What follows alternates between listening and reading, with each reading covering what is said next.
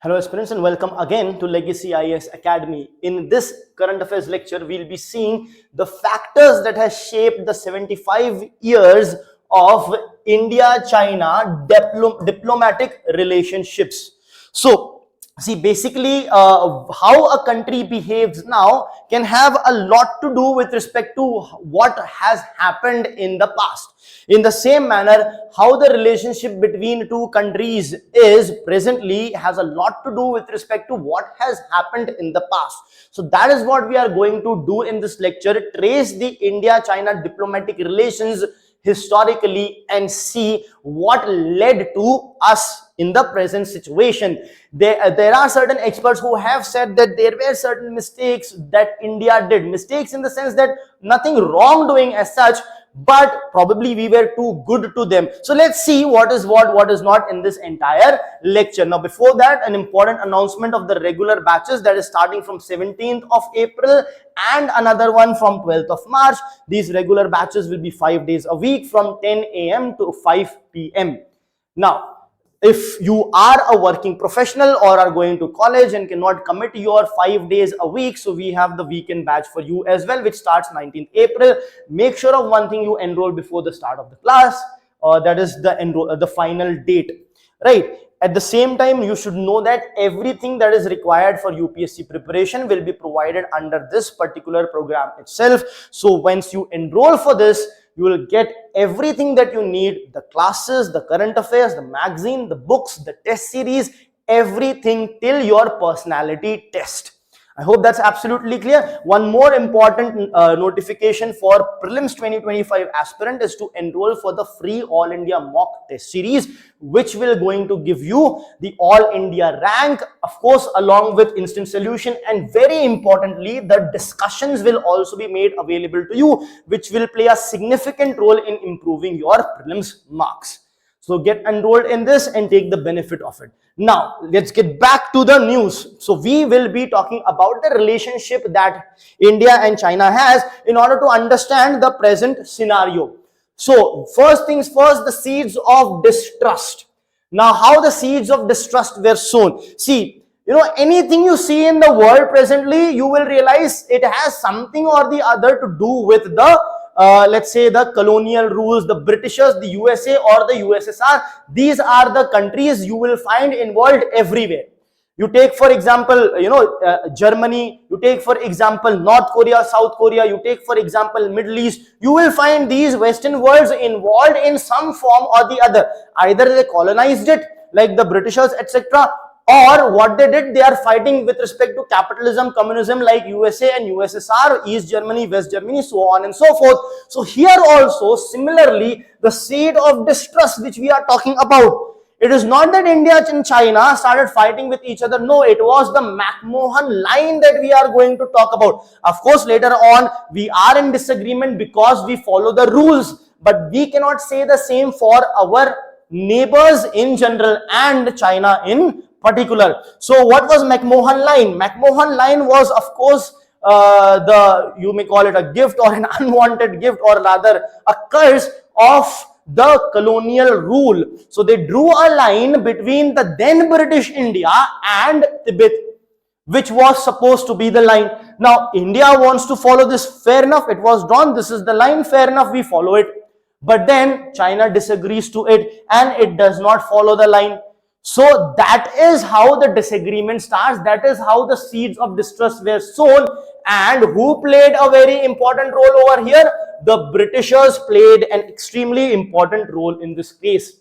Now, many experts, as I was saying, talk about India with respect to squandered chances. That means India lost a lot of chances to take advantage of the situation and keep the relationship better, mend the relationship. Does not mean to say that we did not try to mend, but in international relations, what happens, you need to be powerful to be able to mend the relationship. So they are saying that India lost that leverage and power too quickly and started agreeing to China too quickly. So our stance was, okay, China is our neighbor, we want to have good relations, so if China is saying this, fair enough, let us agree. So many experts criticize this soon or let's say fast agreement by India and said that India should have held some cards back and not agreed so quickly as it did.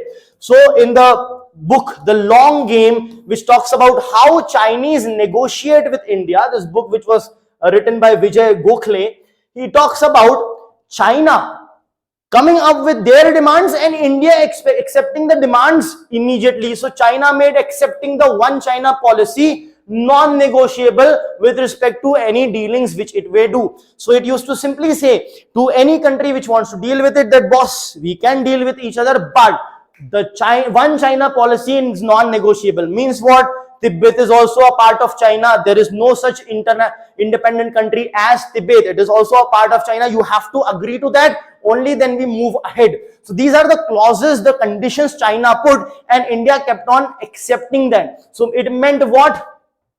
India could not acknowledge Taiwan as an independent nation. So these territories which, not Tibet, Taiwan is what we are talking about. So India could not acknowledge Taiwan as an independent country.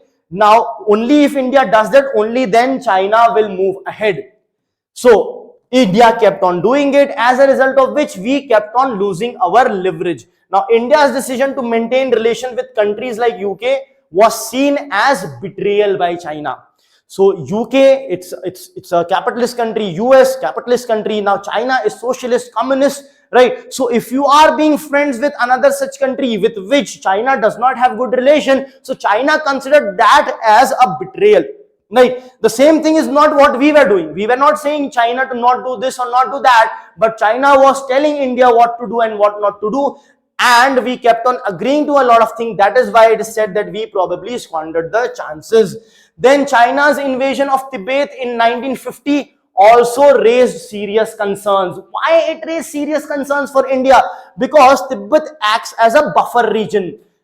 After Tibet, what is there? India. So if China is encroaching in Tibet, then what will happen? They will be at the border of India, which is a very serious and critical situation for us.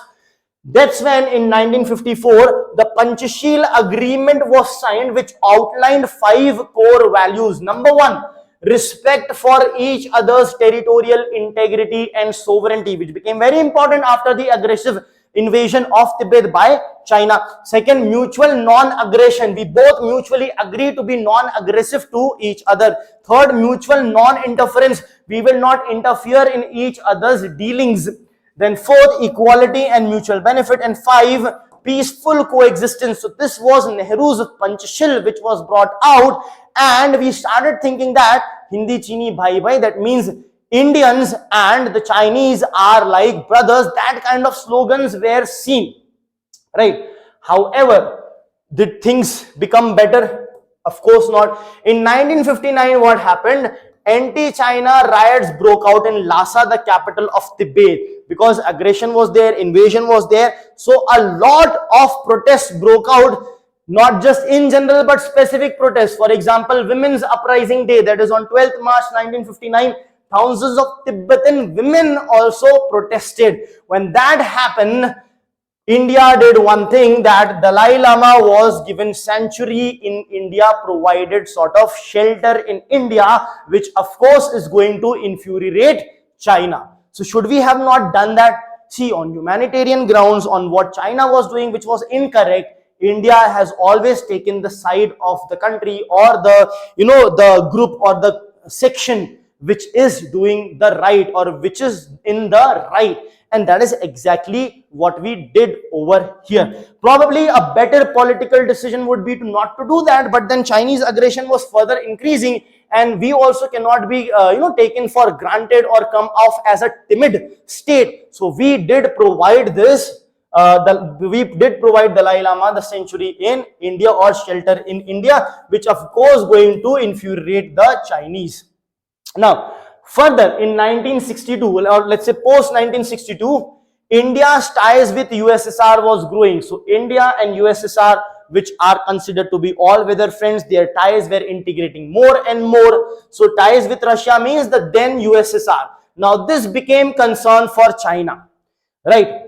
It became, now both are socialist kind of a country, but still Russian socialist is, or communism or socialism is that of industrial laborers, whereas that of China is of the agricultural workers. So slightly different, the ideologies are different, and at times they also have been at loggerheads. So even this, now presently again they are quite close. Of course China is more close to Russia when it comes to diplomatic ties than with USA, even though huge amount of USA money is invested in China. So it's not that easy to dissect or differentiate. China and USA might be at loggerheads against each other. USA might be imposing tariffs on China and China imposing counter tariffs and so on, and currency wars.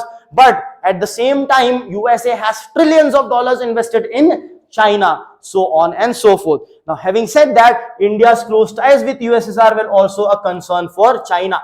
So because of this, what China would do? Deepen its relationship with Pakistan, right, in order to balance it. All right, fine, if you go with Russia, I am here with Pakistan. In the same manner, Pakistan would also increase the ties with China, knowing that China and India are against. It's like, the enemy of my enemy is my friend kind of a situation is developing over here.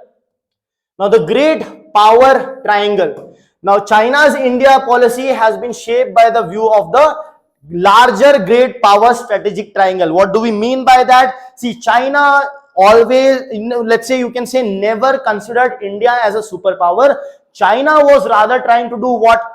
The country from 1945 onwards up to 1991 was bipolar.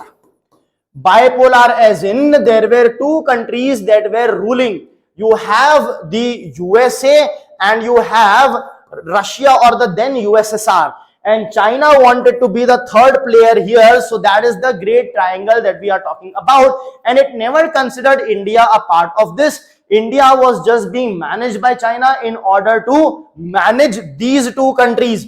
So if India is growing close to Russia, China doesn't like it, because the amalgamation, the integration of the country increases the technology, the power, etc. of the other country as well. So to balance out the power of Russia, China would go against India as well. That was the major reason. So this reason, this great triangle was the major reason.